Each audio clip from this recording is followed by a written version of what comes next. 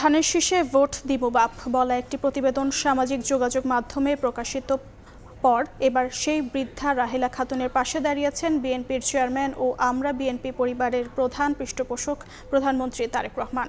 প্রধানমন্ত্রীর নির্দেশে মঙ্গলবার সন্ধ্যায় রাজধানীর আরামবাগ এলাকায় সেই বৃদ্ধার সাথে সাক্ষাৎ করে আমরা বিএনপি পরিবার এর একটি প্রতিনিধি দল।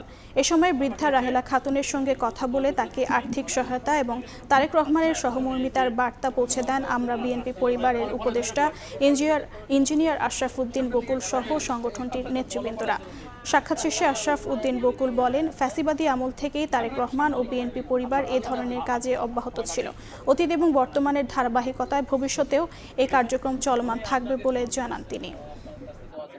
ইনশাআল্লাহ আমি তার জন্য সবসময় দোয়া করি, বাবার মাথা জ্ঞান বুদ্ধি। এই কার্যক্রমগুলি কিন্তু উনি অনেক আগে থেকে করছেন এবং বিশেষ করে ফ্যাসিস্টের আমল থেকে করে আসছেন। তখন হয়তো ততটা প্রচার হতো না, তারপরে আমরা অবশ্য আস্তে আস্তে প্রচারের দিকে যাচ্ছেন, কারণ উনি প্রচার বিমুখ মানুষ। তবে বিএনপি নেতাকর্মীরা যেখানে আমরা অত্যাচার শিকার হয়েছে সেখানে আমরা বিএনপি পরিবার আছে, এবং বৈষম্য বিরোধী ছাত্র আন্দোলনে যারা হত্যা শিকার হয়েছে, শহীদ হয়েছে এবং বা যারা আহত হয়েছে সেসব পরিবার পাশেও আমরা বিএনপি পরিবারকে দিয়ে উনি পাঠিয়েছেন সব সময়।